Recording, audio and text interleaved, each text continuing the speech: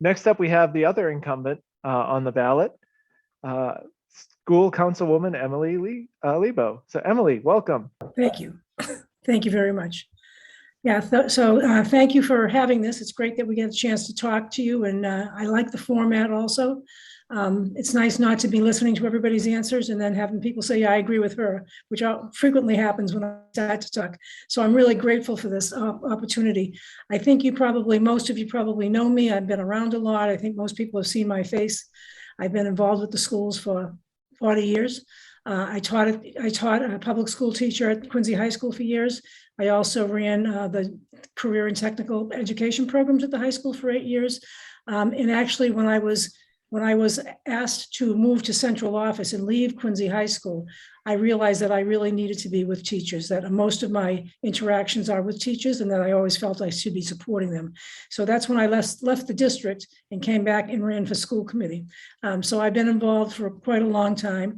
I have a lot of experience and knowledge. I still maintain my licenses.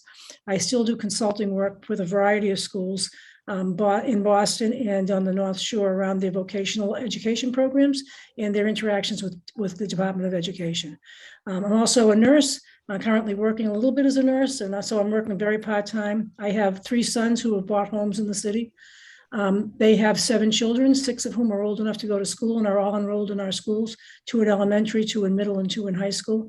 And we have 1 coming up. So I'm going to be very invested in this work. I have always been invested in it, and I'm looking forward to being able to continue to do it with your vote. Thanks, School Committee Member Lebo. My name is Joe Murphy, and I have the first question of the night. What are your priorities for the Quincy school system in the coming year? So first of all, one of the things that I would like to make sure happens is that we address the learning loss. I'm really concerned about that, and we'll be looking into that in the next couple of meetings, looking at some of the assessment data, the MAP data. But what I'm really concerned about, and my biggest priority, is to make sure that we have social emotional learning K through 12 in our schools. We have a great program in the elementary schools, but just as our kids got into middle school and start facing some of the significant challenges of adolescence in their teen years, and when they become inundated with social media, they need more skills to be able to navigate that and to be able to function better in the world and respectfully with other people in the world. So I'm really going to push for the social emotional learning piece to be K through 12. I've made some inroads on that already. We're having Mr. Guthrow and I actually both pushed to have Dove become an integral part of our programs so that they're in both of our schools, both of our high schools and all of our middle schools, actually producing curriculum next year. They're also having some mental health and wellness people in this year too, which we also pushed for. I also asked that the health educators, we worked to get them back at the middle school a few years ago as the budget was improved. And I asked that they please come back to the high school, because the high school kids were not hearing anything about basically consent. When I heard that from a parent, that the kids never even heard what consent was, I knew that we needed to get the health educators back. So starting in September, they are back right now. And so that's my goal, really, is social emotional learning, and to make sure we don't just do campaigns around the issue. You know, we get visions in and we do a big campaign, but we have to be in there fighting that fight of diversity, equity, inclusion, and social emotional learning all the time. All right, so I had the second part of that question, which was going to be to ask you to go into a little more depth on why and how you selected those issues. So one of the things that I recognized last year, as I sort of just alluded to, was we had some issues around the being Black at North Quincy High School, the Instagram post that came out. And so we did a campaign, and we had Visions come in, and we still haven't heard what Visions did, but we had Visions come in and they surveyed, and they had forums. They talked to parents, teachers, and students. I actually went to their training myself. But I realized that every time we have an issue, we can't just have a campaign and think that we fixed it. So when we had Visions came in, we had groups of students who wanted to be involved, got involved, but kids who didn't want to be involved were never given the implicit instruction on how to respect each other and not be hurtful. And then we had another issue at Quincy High School where there was a sexual issue. And so we brought Dove in to do a campaign. And I was going to do a campaign, come in one time, do a campaign and be done with that. And then they were going to set some kids up to be involved with a peer group that would push that in the school, but there was not going to be any ongoing education around it. And I just thought to myself, we can't just keep doing a campaign every time we see one of these issues. We have to make sure that these people are in our buildings and that we have the teachers in place who can put this curriculum in front of the kids and teach it implicitly and not just through a campaign. So I don't know if that answers your question or not, but that's why I felt so strongly about it.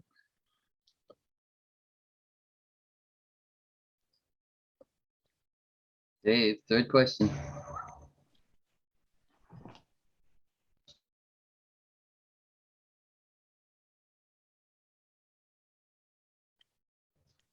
Are we having trouble unmuting Dave? Yeah, I think someone has to unmute me, Mike, because I keep having to wait. Emily, it's Dave Jacobs here. My Hi, camera's Dave. It was nice to see you yesterday. Thanks for stopping by my house and giving me the confidence boost there when I was, doing my business out there. So I know you probably got a lot of this at the door, but in your own words, can you define what critical race theory is as it relates to education? And can critical race theory be beneficial to students? And why do you think it would be or would not be beneficial to Quincy's students? So I'm not an expert on critical race theory, Dave. As you know, it's a graduate level course typically taught in law school and in other professional schools. It's not something that is taught even in undergraduate work most of the time, and certainly not in public schools. What I do understand about critical race theory is, though, it does help you to recognize that there is systemic racism. And I believe there is systemic racism. I don't believe that a lot of people are racist, but I think that you can't say I'm not a racist and think there isn't systemic racism, because there is. And I've seen it in my own life and in our own city. So critical race theory actually goes a little deeper than that and starts looking at the root causes of things. And some of those root causes are way too young for our little kids to hear.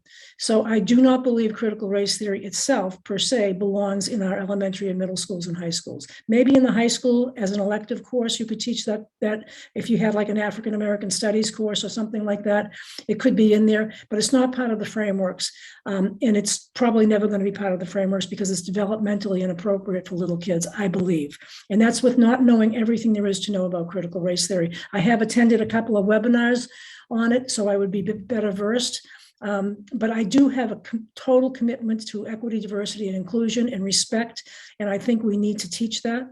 We need to find ways to teach that K through 12 and to keep teaching it, because I think kids, it's just like, there's so much noise out there about this stuff.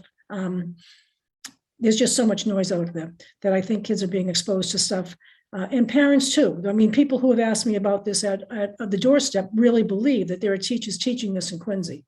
And it's just not true. It really isn't true. So, but there's noise out there about it, and people are getting very, very upset about it. And I don't know how to allay those fears without explaining to them. Most people can't tell me when I ask them what they think critical race theory is. So it's, a little difficult when people are asking you why, if we should teach it. I'm not saying that's true of you, Dave, but sometimes people don't even know what it is when they're saying that. I don't want anybody to feel that they should be blamed for something that happened 50 years ago, 250 years ago, or 500 years ago in our country. I don't want any child now to feel like they have to be blamed for that. But I do think we have to push that diversity, equity, inclusion, and respect piece all the time, K through 12. All right, the fourth question. How would you intend to balance the needs of the taxpayers and those of the school children? Yeah, I know. As a taxpayer, I certainly understand that question. But I've been out knocking and walking, as David said, knocking on doors, talking to people. And I really believe that the best investment we can make in our city is our schools. I think that the property values stay up. I think we do a very good job of it. I think we need to do maybe some more work on the infrastructure pieces, or the buildings need to have some more work. We've let some of that go. And actually, since the mayor took over that part of our budget, it's been much better, much, much better. So I think that we need to tell the taxpayers that it's to their benefit that the schools are in good shape, that the schools have money. I think it shouldn't be thrown away, and it's the school committee's responsibility to make sure that that money is used appropriately. We don't get to set the budget at all. We're given the budget, and there's a lot, as you know, there's a lot of union negotiations that go on to inform the budget. So most of the budget is salaries, as you probably are aware. The vast majority of our budget is salaries. And the teachers would like that to be a bigger piece, or at least maybe the budget would be bigger. But I think that we have to try to let people know how important the schools are to the taxpayers. I would not be against having some relief for people who are staying in their homes. You know, my husband and I have been in our house for 46 years. We pay a lot of money in taxes. We would love to downsize, but we can't find anything in Quincy that we could get into. So, you know, we're paying the taxes. I guess I don't know if that answered your question or not, but I think that I'd like to try to convince people that the schools are important, just like the police and the fire are. It's probably the most important thing that keeps our city safe and thriving. All right, how are we doing on time? We're doing great. You have about 5 minutes left. Oh, all right. So I speak very quickly. So another question, as a school committee member, you have to make some budgetary decisions. How do you define your priorities for the next year's budget? So, you know, I was, think you did some of that. when I worked in the schools the last time was right when I got on the school committee, it was right after 2008. And it was a very painful time because I had spent so many years in the school system building up things, and we were in such good shape, and we had to start cutting. And, you know, unfortunately, you know, because we don't have much else in our budget besides teachers, we really don't. We have very little room where the facility stuff is all taken over by the city. We have custodial stuff, but mainly it's all personnel. And so we had to look where we could cut personnel. And it was painful, but it was sort of things like, no, it wasn't sort of things. It was like technology education at the middle school was cut. The librarians were cut just about across the board, except for at the high schools. The nurses they weren't cut, but they were not funded to the degree they needed to be funded at the time. We had nurses covering multiple schools. And as somebody who has worked as a school nurse, that's not a good thing to have to do, to drive across the city to see how the kids, or leave kids that you think aren't feeling well in your office. So it was very, very painful to make those cuts, but there's very little else in our budget. I do not believe that the central office is overstaffed at all. If you went to another school district our size, you would see that there would be all sorts of curriculum directors, like an English language arts curriculum director, a math curriculum director. We don't have that luxury in Quincy. We have already cut our central office. I think our SPED office is adequately staffed, but I don't think the rest of the central office is that adequately staffed for the amount of work that those people are doing, especially now through the pandemic. So I would not recommend cutting central office staff. And I would try to stay as far away from the students as I possibly could, making those cuts. But unfortunately, when you have to make those decisions in a recession, you have to make those decisions, and you have to get to the people who have the least impact on a student's daily life. Unfortunately, that was some ancillary teachers, some of the specialist teachers, which we had to work on. And we had to, you know, even the art stuff, we cut back on those. So teachers were driving all over the city. And the band too. Remember how great our band was? It's just gotten back to where it was many years ago because we were able to put those things back. But that stuff gets cut. Hopefully it won't happen again. Okay.